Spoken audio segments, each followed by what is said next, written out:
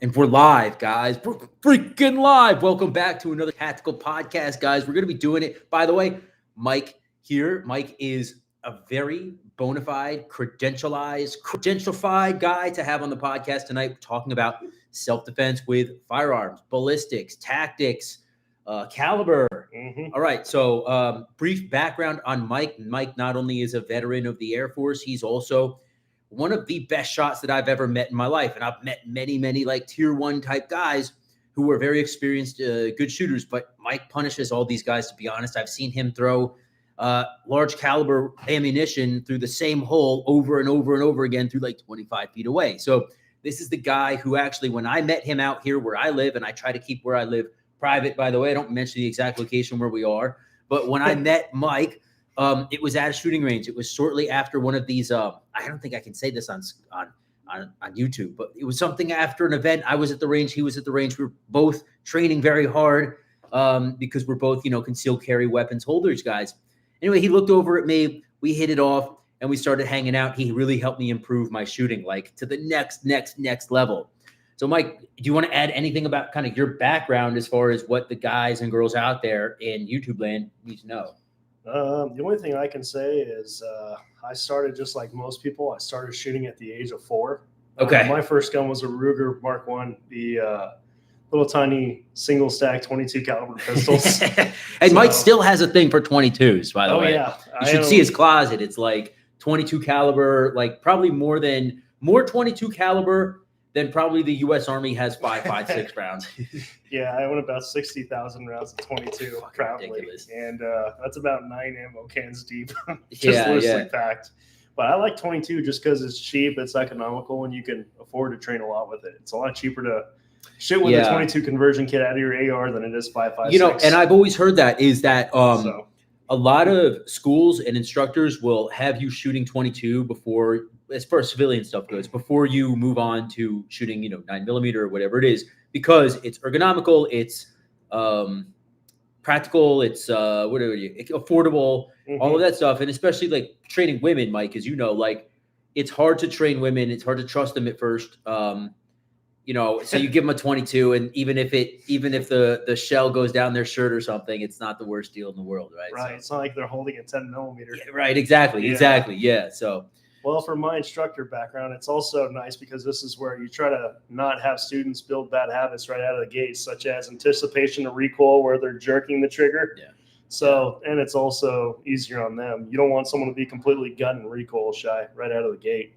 That's a good point. And especially, for new shooters, to have them not have that recoil anticipation. For those of you guys who don't really shoot a lot, recoil anticipation is what, Mike? So basically, it's if I hand you like more center fire round, we see this a lot with 9mm. It's where people are kind of afraid of recoil, so they'll actually jerk the pistol down while they're pulling the trigger or near pulling the trigger to try to anticipate the actual recoil. And the way we typically break students out of that habit is I hand them snap caps, which are like fake dummy bullets. I load in their magazine for them at random so they can't anticipate it. So it forces them. So whenever it goes click, I can see if they're jerking or not. And then they kind of beat themselves up. And it's to try to help them self-correct. Or let's say if you really want to be cheap, and if you're shooting a 9mm and up, you can just grab spent brass and reload it. I do that with the girls that I train sometimes. Yeah. It won't work for every gun, but for Glocks and a lot of you HK guys, it'll work just fine. It's important, especially for people who really are seeing that jerk of the trigger, and it really is affecting their target acquisition, I guess you can call it. To have them have that instant feedback of either a dummy round or spent casing or something, it's so helpful for them. And like you said, they do tend to beat themselves about it, so you don't really have to yell at them. I think we all do. It's kind of embarrassing. Yeah, no, especially absolutely. when you're paying $65 an hour. Yeah, no, absolutely. And like I've had the luxury of the past 2-3 years of knowing Mike. I don't have to pay a dime for firearms training anymore. It's actually been great. But before that, I have spent quite a bit of money on firearms training. And it's like, if you're spending the money on doing something and you're not improving on it, well, whose fault is it? Is it yours or is it your instructors? And generally, it's probably the first, right?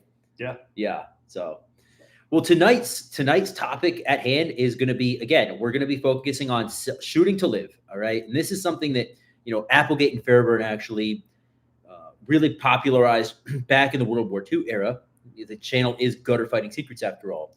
So shooting to live is a really important thing. Fairburn, obviously, they were cops. Fairburn, Applegate, and all those guys were cops before they were ever combatives instructors in the military for the CIA or whatever. But shooting to live is the most important thing, because if you're going to be carrying a weapon, whether that's with a license or whether that's in a war zone or whether that's in a disaster, whatever scenario that you want to put on it, if you're going to be carrying a firearm, Mike, I think it's very important that guys out there know a little bit about it. Right. And this is kind of what this is going to bring everybody up to speed. We're not going to just be talking to the guys who are gun nerds. We're going to be talking to everybody out there to say, hey, listen, this is what, this caliber is. This is the ballistics on it. When I say ballistics, Mike, I feel like, dude, a lot of the times people hear ballistics and they're like, oh, it's like such a complicated subject. When Mike walked in tonight and he was like, what's up? We're going to talk about ballistics. I'm like, oh, fuck, like ballistics. No. Listen, this is going to be deliberately, stupidly simple for people. I want everyone to get on the same page here because, again, we have a lot of audience, dude, in like the UK and shit like that. Those guys, obviously, they can't have guns. Right. But I want them to know about it. So if, Lord forbid, ever something happened and we got invaded by the Chinese, they could at least be on that page to say, okay, I know this caliber is this and it does this and this. So with all that being said, we're going to jump into it. Let's let Mike, I'm going to shut the hell up and let Mike dive into it. Where do you want to start, bro? So we'll just start with ballistics, and then we'll move into the different type of projectiles they can't see I have here. Yeah, and by the way, we've got a plethora. Yeah, we have quite the plethora of caliber choices and hollow points. I wish you guys could see it, but so what we'll start with is ballistics really comes down to basic physics, high school physics, if you will, and all it is there's a formula for energy, specifically kinetic energy. And what kinetic energy is that's actually the amount of energy that gets transferred whenever I throw an object or an object hits some other object. That energy that gets transferred to it is kinetic energy. And that formula is 1/2 of your mass times your velocity squared. Whoa. Hold on. Yeah. Break it down for a fucking door kicker like me. Like, how is this? Okay. Say that one more time, please. Sure. So your formula for kinetic energy, which is the total energy that if I transfer from one object, like let's say I use a lot of force, or like let's say I use compressed air to launch a water bottle at someone, that energy that they're going to feel, that they're directly going to get impacted with, is called kinetic energy. Got it. That's what they're going to feel. That's what they are going to feel at the impact. That's that formula so we can calculate energy is 1/2 of your mass times your velocity squared. Okay. So if you think about it, like let's say I throw a tennis ball at 100 miles an hour, and let's just say it weighs random number 2 pounds. Okay, so that formula, it would be what's 1/2 of 2 pounds, a pound times 100. So you calculate that total number. That's the amount of kinetic energy that you could actually transfer to someone. Okay. Now let's say, especially when we start talking about heavier bullets, let's say I throw a freight train at you that weighs 2 tons and is moving at 100. Well, it's going to have more of an impact.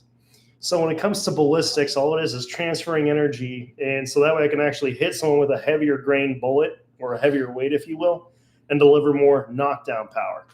This is where it gets really confusing. There's a lot of terminology, so you kind of just have to follow through. And I'm going to stop you whenever I have a question. Yes. And guys, if you're watching later on, or if you're watching live, actually, just stop us whenever you have a question. But I'm going to stop you right here again. So the analogy of a tennis ball versus a freight train. Okay? Yeah. So in other words, that would be the equivalent of like a 9mm versus a 10mm or a 45, Correct. Shall we say? Yes. Yeah. So what we're really trying to get at is when it comes to ballistics, like let's say we have a 115 grain jacket, a hollow point bullet versus a 357 Magnum that's 150 grains.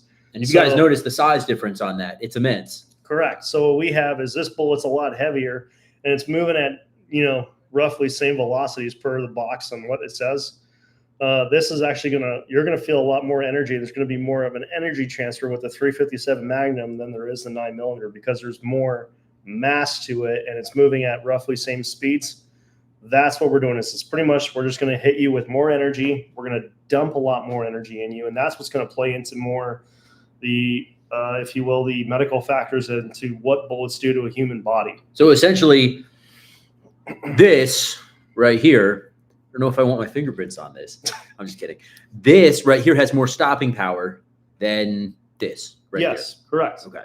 Now, again, what you really look for when it comes to choosing a bullet design is you want to choose something that has enough mass or is heavy enough to actually provide enough penetration. It needs to be also moving fast enough to actually get to an adequate depth. And we want our target to actually feel and actually, transfer energy into that target, because that's right. Since we all have organs, we're all kind of, fluid based. We all have like 70% water, I think is what it is for the human body. Yeah.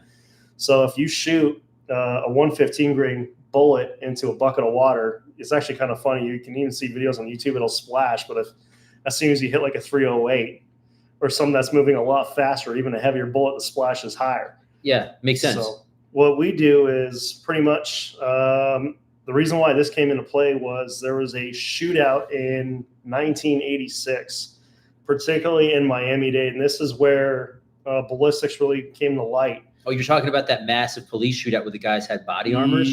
No, so that was in Los Angeles. The one we're talking specifically was in 1986. There was two veterans who were very famous it was Michael Platt and another guy. I forgot his name, but what they were doing is they were specifically targeting armored cars that were transporting cash. Okay. So what happened was they were known for killing the armored car. They personnel. killed the crews in there. Okay. Yeah, and then they would take all the cash, and if they would also go to gun ranges and shoot people, steal their guns, steal their ammo. Damn. Well, one day they actually didn't kill someone; they shot someone, and he lived. And he ended up calling the police, and they showed up. He lived through the incident, was able to provide full description, say, "Hey, I know their license plate, I know what they look like." Damn. So the FBI ended up tracking them, and what ended up happening was there was a massive gunfight in the Miami-Dade area. 5 officers were shot, 2 were killed, and the reason why ballistics became such an important topic was at the time the FBI was using a 115 grain jacket of hollow point. That is the old FBI round. It's a Winchester silver tip, and they actually shot Platt through the shoulder. It was a sideways shot. And what happened was it traveled all the way through the pocket into his ribs and through his lung, but it stopped short of his heart. And they said when they were doing the autopsy that it was a very lethal wound, but it wasn't incapacitating. Okay. So this is where whenever it comes to bullet selection, what you want to carry, this is where you need to think, hey, can I provide is it incapacitating and is it lethal in itself? That makes a lot of sense, dude. Yeah. So what happened was he had enough oxygen and enough willpower in his body to kill 2 more agents, or 2 agents, sadly. So this is where you started to see more technological advances in bullets themselves. Okay. What happened was, sadly, this bullet actually got blamed. It wasn't due to lack of training or anything, not saying that there was, but we started to see more investments. The FBI at the time was using Smith & Wesson as their primary firearm. They went to Smith & Wesson and asked, hey, can you actually make a caliber, some kind of bullet or projectile that's actually powerful enough to go through an entire person and actually expand from a shoulder to chest shot and actually stop at the heart. And Smith & Wesson actually made the 10 millimeter. Oh, no shit. That's where the 10 millimeter came from. Yes, it came primarily because of that shooting. Now, this is a 40 cal, but the only difference is the projectile is the same. It's just the case is a little bit shorter. And another name for 40 Smith & Wesson or 40 caliber is 10 millimeters short. So same thing. Just the bullet's the same. It's just the case is a little bit shorter. And that'll go into another caliber I'll bring up in a second. But anyway, so 10 millimeter at the time was loaded extremely hot. Especially after 86, it was loaded so hot that at the time they were using all full-size steel frame guns. It would cause extreme wear and excessive usage on the firearms. And not all the FBI agents, it was so much recoil they couldn't qualify for the shooting standards. Damn. So then the FBI went back to Smith & Wesson and said, hey, this is too powerful. We need help. So then Smith & Wesson said, well, would you like the same projectile, or do you want us to go all the way back to the drawing board? And the FBI at the time said, no, this is actually perfect We like what it does, and this is where ballistics gelatin started to come out into play. And this is where the whole 12 to 18 inches is adequate, if you will, to show that if you can hit 12 to 18 inches in a block, you should be able to make a shot from outside the shoulder and stop into the heart. So what happened was, getting sidetracked, they actually came out with 10 millimeter short, which is actually 40 Smith & Wesson. And so the FBI is responsible not only for 10 mil, but for 40 cal as well? Correct. Okay. Because once the Smith & Wesson said, look, we can't qualify with it. We need something that will still deliver pretty reliable penetration and capacitative ballistics, but we also need to be less recoil to where we can actually shoot, get faster target acquisition, and actually qualify with it, being the big piece. Yeah. So that's where 40 Smith & Wesson came on. And then that, it actually stayed that way all the way up until I think it was like around 2016, where police departments saw with ammunition companies and manufacturers investing more and more time in a 9 millimeter, especially as time goes on, technology was able to advance. 9 millimeter came back into play. Yeah. So there are a lot of people who would tell you that it's just cheaper. That's why they're doing it. They're not that much greater. It's kind of up for debate because there are plenty of videos of, like, Garanthem did an outstanding video of 40 Smith & Wesson versus 9 millimeter. And what was kind of the thesis of that video? So you sacrifice, they were both using a Glock 19, a Glock 23, so same size gun, if you will, just different caliber. You sacrifice 2 to 3 rounds, but the 40 Smith & Wesson, they both agreed, actually had a larger wound cavity. Okay. Which is good because that's actually going to, the temporary was as soon as the bullet enters the gel and it expands. But then the permanent is that massive wound channel that stays in place, and it just dumped more energy, and it was a heavier bullet. So, i.e., more stopping power. Correct. And that's where stopping power starts to come out. Okay. 9 millimeter was extremely similar, but you could still tell the difference. So when somebody gets hit with a 9 millimeter, when I was in Israel, they were training us with all this scientific shit. And they said that statistically, make sure I don't fuck that word up, statistically, it takes about 5 rounds before somebody starts to drop from a 9 millimeter. I would not be surprised. But yet again, are they using ball or are they using hollow points? I think those guys were using ball, to be honest. It wouldn't surprise me. Yeah. Yeah, unfortunately, that's just going to pass right through. Yeah, right. And that's kind of like, now I don't know about their law enforcement side of things, but these guys, I'm pretty sure, were using ball. When you go and bump that up to a 40 cal, does the amount of rounds that you have to put in somebody before they start to drop to the ground, let's just say, for example, if you're shooting center mass, does the amount of rounds that you have to use to drop somebody go down? So based on ballistics, yeah. If you use it's like, for example, a 357 Magnum has always been known as the man stopper. It's especially out of a 125 plus P configuration. Yeah, it's known as through history as always being reliable for one-stop shots. So the more faster projectile and the heavier you get it, the more energy dump you're going to have in your target and the more lethal it's going to be. So a lot of tier 1 units, I don't know about now, but for a while we're using the 1911 frame. Yes. Is that why? Because of just the amount of, 1 or 2 rounds would hopefully drop your target at close range? Well, I know our U.S. forces are using ball ammo, and right now we're using 124 plus P NATO spec ammunition, which is just fancy a ball round. Okay. So I mean, I don't know. I think they went through it just because it was cheaper, and you could also have more ammunition, and it's lighter. For the 9 mil. Yeah. Yeah. So they went, I think most of them went back to the 9 mil, right? Correct. From the 45. Yeah. Everyone is right now using 9 millimeter. You're not, I think even most police departments, the standard is 9 millimeter. I only know of a handful that will allow 40 cal or 357. I know recently Houston just went back to it, to 40 cal and allowing 38, 357. But I still think the standard for most police departments in the country is a Spear Gold Dot 9 millimeter 124. But if you have a 45, it's going to drop somebody quicker than that 9 mil. Yes. Yes. But of course, this is where you can't just say, yeah, I'm going to hit someone with a, even a 44 mag. I think when it comes down to gunfighting and choosing a proper round, it also depends on where you hit them. Sure. If you shoot someone in the hand with a 44 mag, it's not going to do nearly as much damage as if you hit them in the head or in the chest. Of course. But if I had a place my bets, I would want kind of a round that's more in between. So 40 Smith & Wesson, Yeah. 357 mag. That's kind of my in between instead of going and they right to make 10 mil. Semi-autos in 357.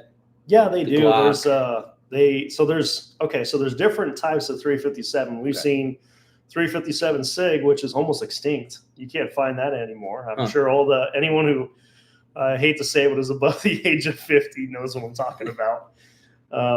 But so 357 SIG is almost extinct, and then there's 357 Magnum, and the only 357 Magnum handgun that they actually had in production at a point was the Conan 1911, which would chamber this. So really, yeah, that's the only one you can find on Gun Broker. It's like several $1,000s. Interesting, so I don't think police departments or civilians are going to want to arm up on that. Yeah. All right. So now we've discussed 9 mil versus 40 versus 45 versus 10 millimeter, even, which for you guys who don't haven't gotten it yet, the 10 mil is like the biggest round you can get. No, you can. I mean, so how much bigger than this thing? This is a 40 cal, right? Yes. Or 10 mil short.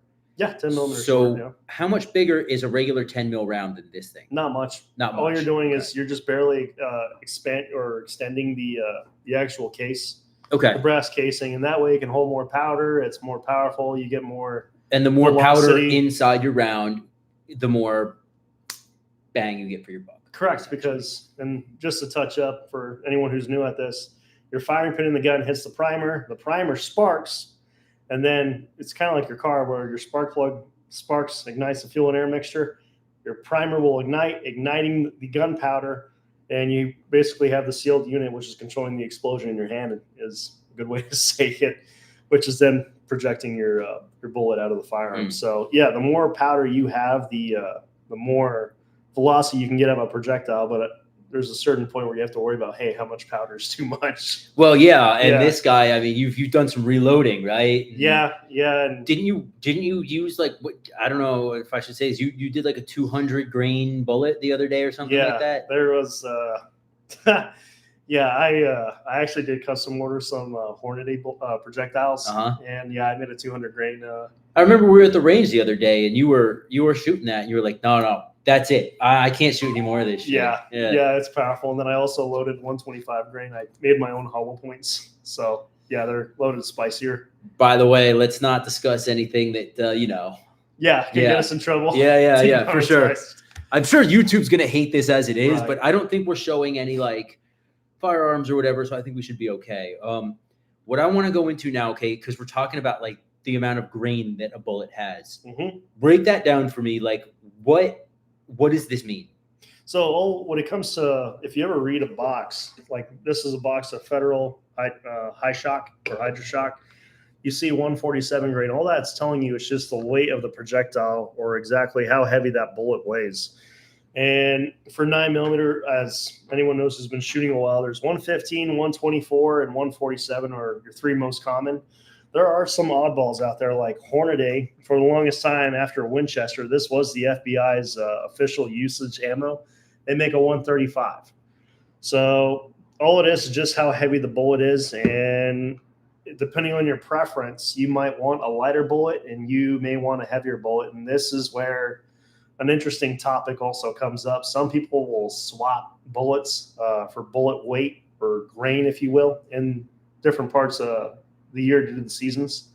And the reason why is because this is where ammo choice gets really interesting. In the summer, I'm probably going to be wearing what I'm wearing now, which is, just gym shorts and a t-shirt. Yeah.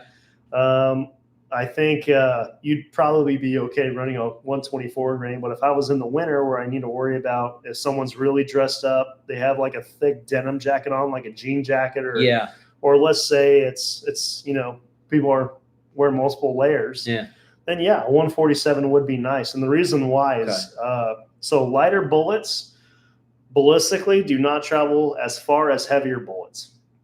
Okay. And the reason why is because they'll dissipate a lot of their energy a lot sooner than a heavier bullet, where it takes a lot more to slow a heavier object down than it does a lighter object. Yeah. So that's just going back to your basic physics. So it makes complete sense. If it's in the wintertime, guys are wearing multiple layers or whatever, you want a heavier bullet.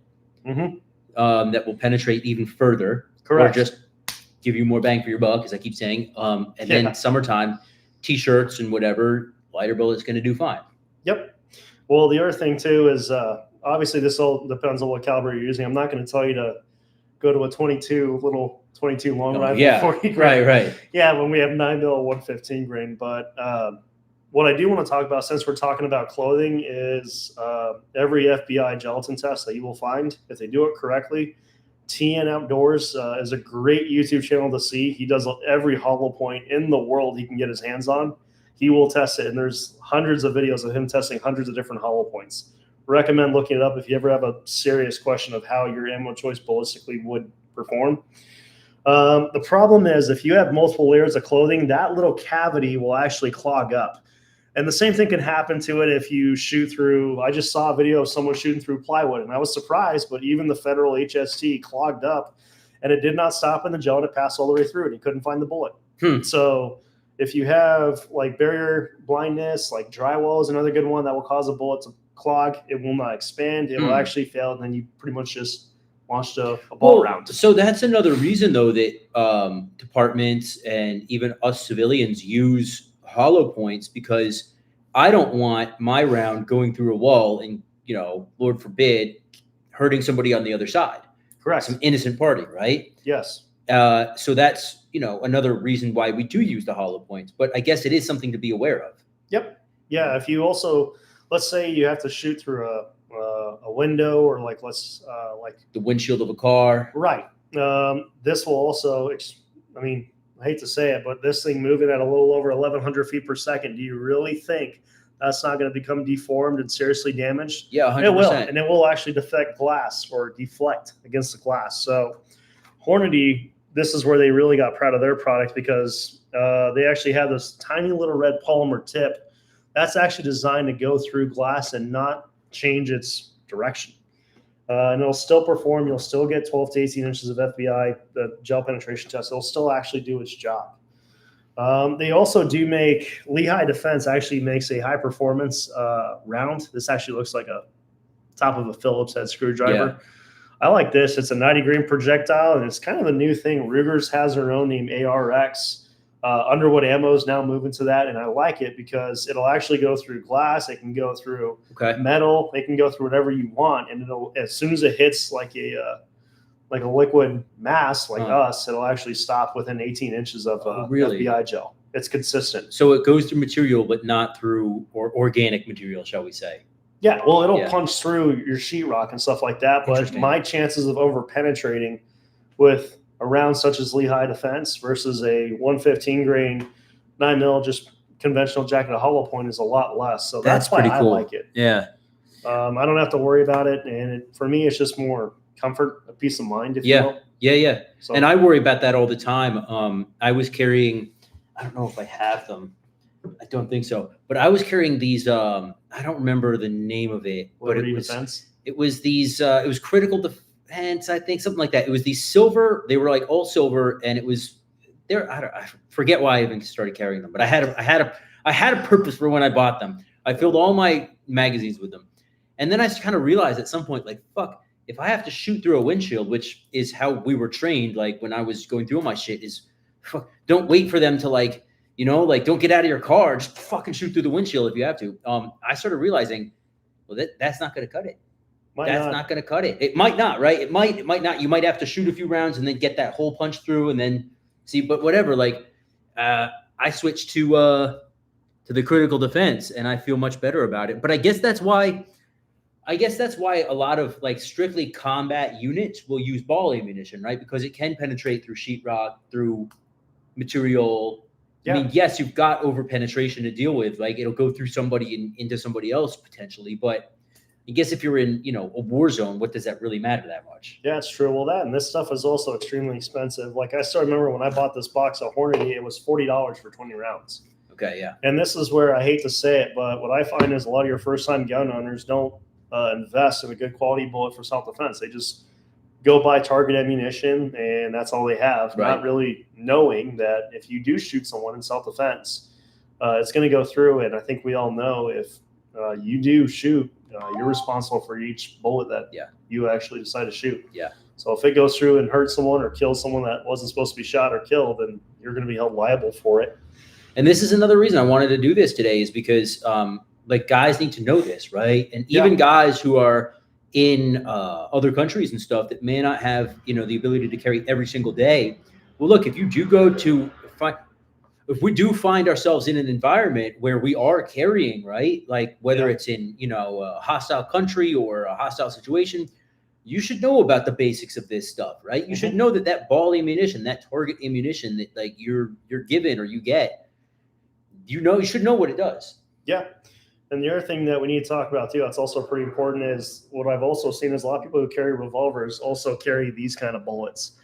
Now, and that's so interesting to me. Yeah, show them the so this is actually what's called a wad cutter, and all a wad cutter is, they're known as cylinder bullets, and all it is just a lead cylinder that's actually compressed into here, if you will, and then there's powder, of course.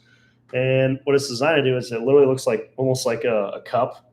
If you ever see a wad cutter being shot in slow motion, it's just flying, it's rotating, and it punches really good holes through paper. It's a super accurate bullet, and it's lead, so it will partially dissolve in the human body, poison them as well as hurt them. Yeah, but there is a strong chance it'll still go through. It's a very deadly round, but I mean, if you really wanted to get through some kind of barrier penetration, there are people I know who will mix their cylinder, like they'll have a hollow point wad cutter. So what is the purpose of these wad cutters then? Pretty much they're super, super accurate, and they allow you to get through regular barriers, such as a car door or glass. That's typically the biggest reason why I see people carrying these. Okay. So like, all right, I know I'm jumping around here, but let's go into this for a second. Vehicles, shooting through vehicles, shooting out of vehicles. This is vehicles are if you're going to find yourself in a shootout, I'm betting that there is a good chance it will be near, in, or around a vehicle. Vehicles bring us where we're going, and it's just you're more likely to be encounter an issue, whether it's an ambush or whether it's a situation near, in, or around your vehicle or a vehicle. So when I'm shooting through a vehicle, okay, when I was doing my protection specialist training over at Blackwater, actually, I just want to be clear. I trained there. I didn't work for Blackwater, just so we're all clear. We did this test where we were shooting like all the major calibers through car doors, right? They had all these fucking beat up vehicles, and we would shoot them all. 9mm went through both sides. 45, I want to say, like, didn't go through both sides. It penetrated the first door. Right. 40 cal, I believe, penetrated. I don't quote me on this, but I believe it penetrated both sides. The 5.56 rounds definitely penetrated. So did the 7.62s. What are we looking at here? What is the best round if you want to punch through vehicles? So it all goes back to our basic physics equation that everyone loves so much, which is your energy is going to be your half of your mass velocity squared. So you brought up 45.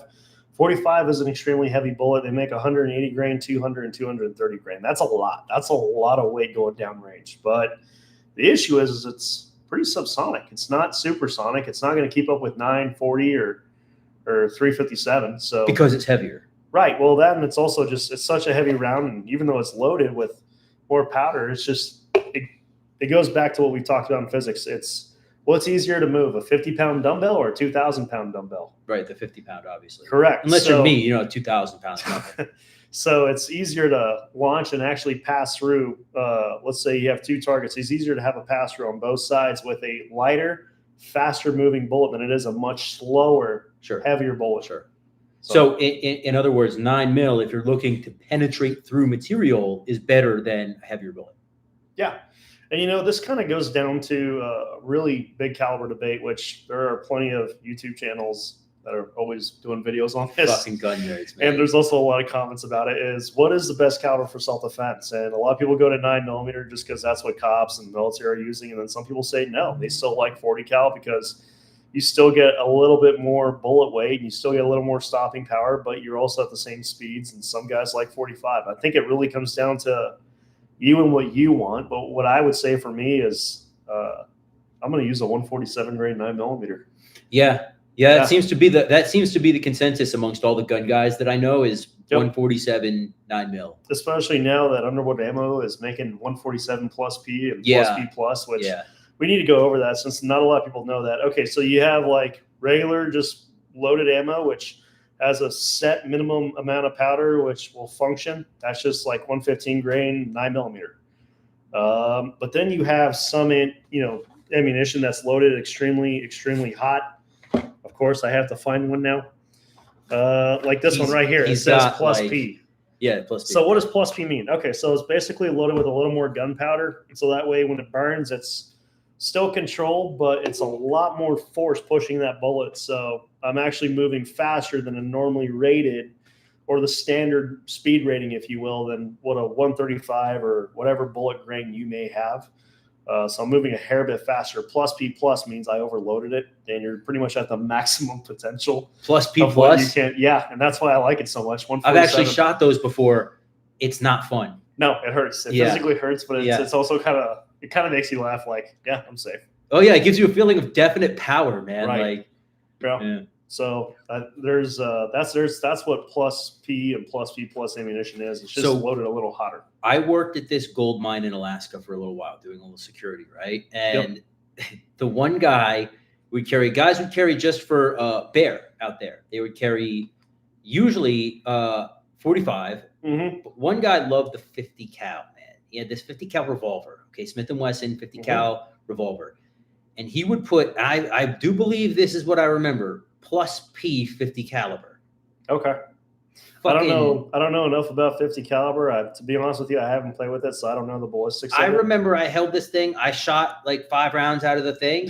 My fucking wrist was like all fucked up. I felt like I punched a wall, dude. I believe it. Yeah. Yeah, I don't know enough about the ballistics, but what I will say is read your owner's manual of your firearm, because not every firearm can handle plus P or plus P plus ammunition. Okay. And this is actually a really good topic. So this will bring us to 2 key points.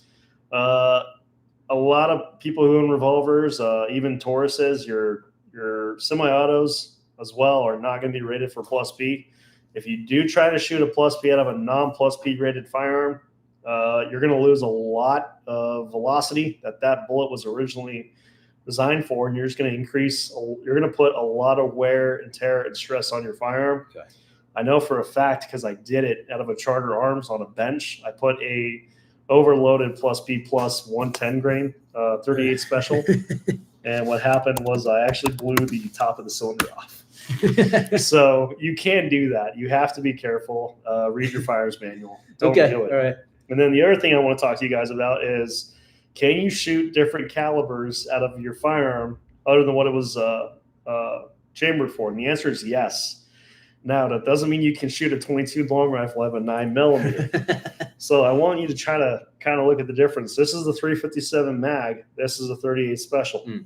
If I were to stick them neck and neck, the difference is so minuscule. It's just the 38 special, just like your 40, is a little bit shorter than your 357 Magnum, or what would be, in the case of 40 cal, your 10mm.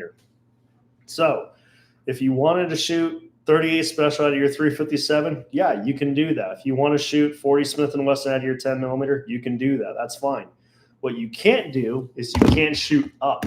I can't stick a 357 Magnum in a 38 special and close the cylinder and pull the trigger. Okay. So let's use this example. Like, I get this question all the time, and I'm not a firearms guy per se, but like shooting 5.56 versus 2.23. So you just made a great critical point. Question. Yes. You can shoot down, but you can't shoot up. Correct. And the reason why is so 5.56 at 2.23 is just like 38 357. Your 5.56 is about a thousandth or so of an inch bigger, and it's loaded a lot harder than a 2.23. It's got a little bit more powder that would be unsafe for a firearm chambered in 2.23. So if you get an AR and it's chambered in 2.23, you cannot shoot 5.56 out of it. Correct. But if it's 5.56, you can shoot down. That's fine. Okay. All right. That's a good point, I think, for everyone out there to know. Yep. Because there are, the proliferation of 2.23 caliber or chambered rifles there's a lot of them out there, right? Yep. And the rounds look remarkably similar, as you said. Right. So I want guys to know, look, if you ever do get your hands on this and you're not like an experienced shooter, pay attention to it. Yeah, and especially if you're new to this, like Glock, for example, I just sold you a Glock 27, the 40 cal. Uh-huh. You notice how it says on the barrel 40. It doesn't say 40 Smith & Wesson. Right. A lot of new shooters will actually go, I can't find any 40. Yes, you can. It's right in front of you. 40 Smith & Wesson. Correct. Yeah. You have to be really, really careful. It's kind of like 9mm versus, or 9x19 You've got versus the 9mm. Right. 9x19, and then you've got and then so actually when I got my first 9mm, I went through this, and I'm not ashamed to admit it. I was fucking so dumb, and I was like, oh, I can't find any fucking bullets to fit this. Yeah. And they were like, finally, honestly, the person I talked to, he was a former Marine, right? And I was like, bro, I can't find any. He's like, I don't know, man. I don't know. And we had to figure it out because what the fuck am I thinking of, man? It's like 9mm Makarov. Yeah, that's. Is that the 9x18? Yeah, that's 9x18 Okay. versus 9x19. Don't go shooting that. You won't like that. Again, we talked about stepping down. That's one thing you don't want to do. It's not because that's a Russian round, isn't it? Yeah, it's like the standard versus metric. A lot of people argue it's the same. Okay. But then my favorite argument is when I watch them like use a standard 6-point socket on a metric 6-point and it starts rounding out. Okay. I'm just like, yeah, that was the same. All right. Good job. All right. So let's talk about another thing. So what I'm also seeing a lot of is people when it comes to, and this is for revolvers and semi-auto, I don't know why. The common trend I'm starting to see is people are using rat shot or bird shot out of their pistols, which is exactly what this is. And you can actually, this is commercially available, obviously in the U.S. And I don't recommend it. Matter of fact, I even just read, what does that say? Pest control. So don't be using that for self-defense. But there is little BBs inside there. Yeah, it's actually number 9 shot, which that would bring up our next caliber discussion, which is shotgun. So number 9, when it comes to shotguns, the higher the number, the smaller the BB. The lower the number, the bigger the BB. Wait, say that one more time. Sure. The higher the number, the smaller the BB. The lower the number, the larger the BB. Why the fuck do they do that? They do. I don't know. Shouldn't it be the opposite? You would think. You would think. Yeah. Any logical use a number human 9 being. buckshot, not double aught. It's Yeah. weird. Yeah. So so if you look at the gel test of it, it only goes 2 inches deep into the gel. What does? Rat shot. Oh, So really? Yeah. And Well, that would be so annoying, man. To get can't, shot with a lot of little BBs, it would just be like, Oh, it would hurt. fuck this. But I'm not going to tell you to put a link or even show the photo, but I actually did recently go on Google Images. Yeah. And I found a photo of someone who got shot with this exact round. Oh, no. And I actually read the story. He got up and walked away, but he had like a bunch of little pellets, so it's not going to stop him. That was just it's not going to be That's lethal. just rude, man. Yeah, I think at this point it was more like he was just trying to piss somebody off. That's just like getting bitch slapped. Like, it's not going to stop anybody. It's just really embarrassing. Yeah, so definitely be careful with that. And then some hollow points, I have some at the house of 9mm, almost dropped it, is you do have this interesting phenomenon where some hollow points have lead on it. Yeah. So we have bonded, and then we have non-bonded hollow points, which is a whole nother discussion for another day. But then you have jacketed and semi-jacketed hollow points. Okay, so I'm interested in this. What's the difference between jacketed and semi-jacketed? Honestly, you can actually kind of see. So that's what it'll literally tell you on the box: semi-jacketed hollow point. Is that the same thing as a full metal jacket? Nope. It's basically where this thing has an entire copper jacket where it'll actually stretch and all the petals will actually form as correctly. Okay. So in other words, when it penetrates, it like stars out. Pretty much what I'm trying to say is your hollow point that's completely jacketed will look like that. It'll look like a perfect disc. Okay. One that's not jacketed, I wish they would actually show a photo, will actually look like that. You'll see parts of the jacket, but it's not entire. Yeah, it'll have little tiny tangs sticking out of it, but that centerpiece is actually an all lead core, which is exactly what you're looking down right now. Okay. So this one I do like, just not because it's 357 Magnum, but I also like it because it actually will go deeper into your target. You'll get more penetration, more stopping power, but you have to be careful because there is a point where how much is too much. Oh yeah. Yeah. So again, because the whole finding point that- of a freaking hollow point is like minimal Yeah. penetration. Well, then it goes back to finding that happy middle ground. What can you choose for your situation? Right. So, Right. Now, Mike, speaking of situations here, can we talk about soft point ammunition? Sure. Yeah. So typically, what we see is this typically was actually made for rifle rounds. Basically, you have let's say you have a rifle bullet that looks kind of similar to this. If this was like a 223, and let's just say it was complete, the soft point bullet where it'll actually go through your target. It'll top of the nose will it's kind of pliable, if you will. It looks like a hunting round. Yeah. Or, I'm sorry, not a hunting hollow point. Kinda. But it is a hunting round. Yeah, and pretty much soft points will just go in there. They'll actually kind of break apart, and they can go into whatever you're shooting and actually perform more damage. It'll just break apart versus a normal rifle round that's just used at the range. Yeah, okay. So instead, soft points the same thing as hollow points. Instead of going through and through, it'll go through and stop. So yeah, hollow points will go through and are designed to stop, and hopefully they stop. Soft points, they're not designed to stop. They're designed to go in there. They can break apart and cause maximum damage. They might come out in different pieces on the other side. Okay. Like you might see the very top break off, or what it could do is it could also just deflect and the bullet will start to tumble. Oh, okay. So it's pretty much more just designed to give me a lot of penetration. This is where like bigger game would come into play. Like if I'm hunting certain deer or elk, that's where I would want a soft point. If I was hunting, God, this is going to get us so demonetized. I better not say people. If I was hunting, if you were engaging organic targets, yes, I would hopefully want something to stop inside. Yeah, so I would use a hollow point. Okay. Now, is a soft point the same as frangible ammunition? Okay, so this is where it gets interesting. So frangible ammo really started to gain popularity after 9/11. And a lot of the air marshals today use frangible. Yeah. And the reason why is because some people, you can buy it online. It's just super expensive. Like I found one in Texas and it was $70 for a box of 50. No shit, man. Yeah. I remember when it was cheap. Well, it ain't no more. Fuck. So it's basically kind of like where the bullet, as soon as it touches something, kind of solid, like even drywall, it'll actually just break apart into a dust. Okay, yeah. So frangible is... They even have some where it's kind of like, it almost like you can buy a box of frangible and it almost looks like a hard clay or hard chalky bullet. Now, what does that have the effect on when it hits an organic target though? It'll literally just break apart it'll literally just break into really, really tiny fragments, and it'll still get adequate penetration. Like it won't get exactly what I would wish I had, but it's designed to where it won't over penetrate. So we're talking what, 12 inches of penetration, or potentially. To tell you the truth, there's not a lot of gel tests. I'd have to go find one. Okay. Or do it myself. Yeah. But the primary goal of frangible ammo is if I wanted to shoot steel, which anyone who shoots steel knows you don't shoot that up close. Yeah. It might ricochet. Yeah, definitely not. Frangible ammo is actually perfect because I can shoot at it as close as I want, and I don't have to worry about a solid projectile coming back or a piece of lead hitting me. Right. And if you're using it in home defense, God forbid you were to miss, at least you don't have to worry about it going through the wall and going to someone's house or your. And so even like in apartments and shit, you got that cheap fucking thin drywall. Yep.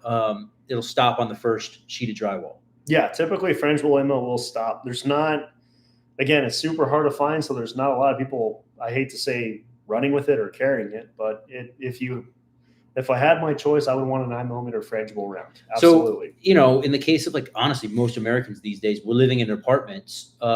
Having a magazine, if you're using a pistol or whatever for home defense, having a mag or two full of that frangible ammunition for in-house purposes wouldn't be a bad idea. If you don't mind buying your ammo online, yeah, it's not a bad idea at all. I know Spear would be a great resource since they're still making it. And now, frangible ammunition in an environment like an apartment complex or something like that versus a hollow point. These hollow points, your standard hollow point, will penetrate through these walls or no? Yes. If you can punch through a piece of drywall, you can most certainly shoot through it. Okay. Especially with a hollow point. Yeah, that'll absolutely go through. So go with the frangible if you're in what's the word I'm looking for? If you're in an apartment or right, city. we'll just say apartment or city. Yeah. Crowded area. Yeah, exactly. Yeah, if you could find it.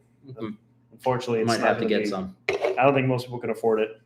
It's really like Most $70 a box. If most people are not wanting to buy a box of cheap hollow points like this Winchester, you can go buy this ammo for $19.99. Do you really think you're going to go spend $70 on a? Well, I mean, listen, dude. bullet? Like, I get it, but at the same point, like, how much is a lawsuit, right? Yeah, but the problem is, I guess nobody wants to have that forward thinking anymore. Like I spend. Right.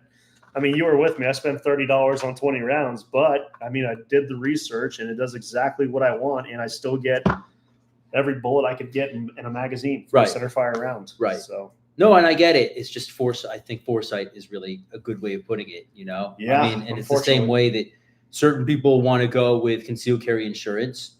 Yeah. Certain people forgo it. Right. True. Yeah. Yeah. There is that whole debate, USCCA or AOR. And the way I always think about it is, yes, you're spending so much money per year on that, right, and per month or whatever. But again, you do ever have to use your firearm, you should expect a lawsuit from their family, especially the types of people that are going to attack you and need to get dealt with. Yeah. So I just say, like, that money that you're spending on that will save you money in the end. Yeah. In my opinion. Yeah. I mean, if you can afford a $500 gun, you should be able to afford a $70 box of ammo, though. That's my other thinking. I don't disagree, man. Yeah. I really think, if you look, it's not only just about like your money, right? It's also about like, if you're gonna, and I say this, I don't have any frangible ammunition on hand, but now that I think about it, I'm definitely gonna buy a box because you don't want to hurt anybody. Yeah. I mean, it's not a bad idea if you can have one magazine. So I actually took a class with Tim Forshee, who, if anyone has any, let's just say he's a very solid individual. Yeah, he's an attorney and a firearms instructor, and he'll even tell you he actually uses he stages his ammo. He has a magazine for the house and a magazine for when he's out in public. I think it's brilliant, man. Yeah, he has frangible ammo in the house for his rifle and pistol, and then he has jacket of hollow points for when he's in public. So I think that's brilliant. You kind of stage your ammo for what you need, I guess. Speaking about staging ammo, talk to me about Christmas treeing in a shotgun. Have you ever heard that term? Is that where so you load one slug and a double-aught round and then a slug? I really hate to say it. It's actually not a bad idea. What is the purpose of doing this? Okay, so it's pretty much in case you run into a situation where, like, let's say I use bird shot, I hit him, it's not deterring him. Then the next shell would be buckshot. If that doesn't stop the threat and he's still coming, typically, people will have a slug to finish it off. But if we're talking about the purpose of a 12 gauge, you gotta be careful because that's a lot of power. Like 12 gauge birds, even with number 9 bird shot, it'll still go through drywall. I mean, it's the distance that you're going to be shooting a shotgun at for defensive purposes. Right. You should blow your fucking target away.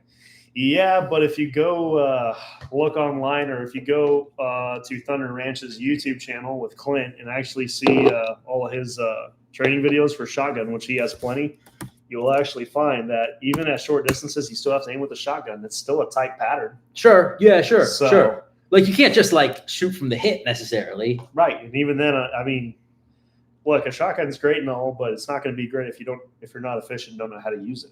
Well, and that's another thing that I've noticed with shotguns is actually, compared to your average like semi-auto handgun, it takes more training. Yes. To operate those. Does. Yeah. Yeah, and I hate to another thing that I hate to say is my favorite podcast, Active Self-Protection.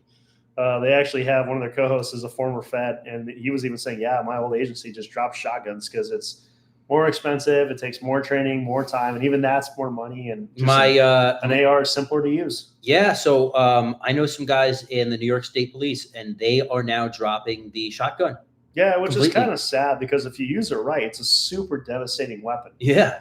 And a matter of fact, there's actually some really cool ammo manufacturers. I wish I had it, but Winchester SXP line actually makes a combo shell. So I have a 1 ounce rifled hollow point slug. Okay. And then it's followed by 3 rounds of double-aught buckshot. Oh, that's pretty cool. So, I mean, there are some cool ones. There's number 4 buckshot that I have from Federal, which is it's also part of the Federal Flight Control Pack. So it's wadded super tight, so it's not going to spread. Okay. So it's just All right. maximum damage. It's got like, they even have some that are like, they have slots inside the buckshot, so it breaks apart like a hollow point. Okay. There's even turkey shot out there. So if you like turkey hunting, you pretty much have a home defense round. Now, these really oddball rounds for shotguns, flechettes and dragon's breath. That's something. Yeah, don't ever use dragon's breath for home defense. You'll lose your home. Okay, so dragon's breath is essentially, it shoots out like fire. It's like magnesium. Fire. Yeah. But whenever it strikes an object, it ignites. Yeah, it's pretty volatile. Don't do that. Yeah. I don't know if you can buy it legally. Flechettes, I know you definitely can because I have. It's a bunch of nails that was packed. It's essentially just a fucking shrapnel projectile, right? Like, pretty much, and it really doesn't do as much as you think. Like, it only goes about an inch through the gelatin. It's more just to piss anyone off. Okay, so flechettes are not really that practical. No, it's not. I think if you were going to use a shotgun, I would use personally. I don't like the thought of a 1 ounce projectile that's all lead going through my target, which it will, and going through a wall. Yeah, so that was my next question. What are we looking at for penetration with birdshot, buckshot, and then obviously slugs will definitely penetrate? I have a Remington 870, and tell you the truth, I just use number 4 buckshot. It's not double lot, so again, the higher the number, the smaller the projectile size is, the BBs. Right. So it's actually nice because if I like looking at what most ballistic tests have shown is if you go through a person, it's going to stop in the drywall. So it will stop in the drywall. Yeah. But obviously, this depends. If I shoot someone who's really, really anorexic, it's going to be different. Right. If I shoot someone who's 5'11", weighs 280 something pounds. So if you're engaging a terrorist group like ANTFI, whatever, you don't say that. Yeah. Then basically it's going to go through and through and through. It depends. If you get to the one that ate the most whoppers. Yeah, right. That competition. Yeah. I guess there's two kinds of them out there. Yeah. So I mean, that's not a bad idea. That's what I use at least. For me, it's just pretty much a good win scenario, especially since I live in a pretty urban environment. Yeah. But to tell you the truth, I think the smartest thing you can do, especially nowadays, if you have other people in the house, is go with 2 options. Have a pistol on your nightstand with a light. And I'd also recommend having either a good rifle, an AR, or a pistol caliber carbine. Yeah. So we're going to have to wrap up pretty soon here. But before we stop, I do want to talk about the pistol caliber carbines. They're very popular right now. Yeah. So pistol caliber carbine, or PCC for short, pretty much it's just like a rifle length carbine, if you will. It's like an AR-15 or something similar, a rifle that shoots pistol projectiles. There's a lot of them on the market. There's even one, I think it's called X-Star, it's like $400. And you get a 9mm pistol caliber carbine in a compact package. That I've seen those. Block mags. Yeah. Yeah. So those are nice because when it comes to ballistics as well, the longer barrel length you have, you can actually get more compression and travel with a bullet. So that way you actually get faster speeds. So you're shooting a 9mm out of a rifle platform, out of an AR platform, let's just say, right? Yep. That 9mm will be able to go further out of that rifled platform than your typical handgun. Yeah, the reason why is because if you chrono it, and you can see this a lot, like let's say, for example, the Federal Punchline, they actually made a 22 LR, a long rifle projectile for self-defense, and everyone gave it a bunch of shit.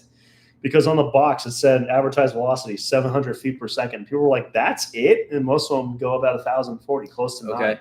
But what they didn't read was the fine print out of a 2-inch barrel. Oh. So whenever people were shooting it out of a 4 or 6-inch barrel, they were like, holy shit, this is like 1,600 feet per second. The reason why is because you pretty much have a long tube and you're compressing all that energy that's about to get launched into that bullet. Yeah. So you give it more compression, it's gonna fly and it's gonna get pushed a lot harder. Yeah, that makes complete sense. So So these PCCs, pistol caliber carbines, they're very popular with the law enforcement guys right now. Apparently, that's what NYSP is replacing their shotguns with, is these 9mm carbines. What's your opinion on that? I don't think it's a bad idea. I'm actually surprised, to be honest with you, but I mean, it makes sense because I think it's kind of a weird twist because we got rid of MP5s. I mean, every police department agency used to have an MP5, which is a 9mm, and then now we're kind of going back to it. But I don't think they should have ever ditched it, because if you shoot a suspect with a hollow point, and if this is moving faster, and if it's a lighter grain projectile, it'll go farther into your target. It'll expand more. You'll get more of an energy dump, and the hollow point will actually expand even better. Okay. So I don't know why they ever ditched it. I don't think it's a bad idea, but I think if they can reinforce it, like have someone with a rifle behind them, that works too. Yeah. I think the PCC, to tell you the truth, is the ultimate bug out gun. Why? 9mm is a lot cheaper than 223, 5.56. Do you remember the 2020 riots? Yeah. Okay, so let's say there was a guy who, kind of like Kyle Rittenhouse, where one of the suspects aimed a Glock at his head. If a situation was happening to me and it was a large crowd of people behind him, if I needed to take out that person individually, I would want a pistol caliber carbine. Yeah, sure. Because I know it's going to dump a lot more energy into them. It's still a very lethal bullet to use, and it's also going to expand a lot better. And you could use a hollow point for it. And it beats me having a soft point 223 or 5.56 or even a 12 gauge. Yeah. So I know some people like to carry a 12 gauge. Yeah. And, it beats that because I don't have to worry about collateral damage. Good point. So good point. Mike, any other things that you want to discuss before we wrap up this episode? And by the way, we're going to be doing a lot more of them. But for all you new gun owners out there, get as much training as you can. Lucky Gunner, Thunder Ranch, all those are great YouTube channels. There are plenty of really good free online drills you can even get. Just practice at your gun range and just get yourself a cheap box of hollow points. $19.99 is going to save you a world of a headache later because you used the ball round. And now you're going to have to do exactly what Kyle Rittenhouse did and explain to a jury and a prosecutor why you didn't invest in a hollow point. And then they're going to try to paint the picture that you were trying to endanger people by using a ball round when it could have penetrated through and hurt other people. And if that does happen, now you have to go to jail for it. Right. So is it really worth the risk? Stay out of jail. That's good advice. Guys, listen, this has been eye-opening for me. I know a lot of you guys are going to be watching after the fact. So if you guys want to get in touch with Mike, okay, comment down below. We haven't set him up with an official Gutter Fighting Secrets email or anything like that, but let me know if you want to train with Mike, if you want to talk to Mike about any of this stuff, if you have any questions relating to firearms specifically. He's the new GFS go-to guy for everything firearms related. You want to know about how to punch somebody? I'll let you know. But if you want to know about how to then Mike is the guy to go to for it. Comment, please. Like something nice, please. Like us. Subscribe to the channel if you haven't already. And let us know down below what you want us to talk about next. Any topic relating to firearms, this is our guy. All right. This is your guy. This is our guy. Anything you want to know at all, whether it's with legality, whether it's with whatever. We also have a number of attorneys, like Mike was saying, a couple of our friends are high-profile attorneys that we can specifically for firearms self-defense, so we can get in touch with them if you have any questions as well. Mike, anything else? That's all I have to say. All right, man. Well, guys, until next time, please remember that you are your first and last line of defense, and we'll catch you later. Have a good one. Later, mother flowers. Let me see if I can end this. I'm technologically challenged. Fuck you.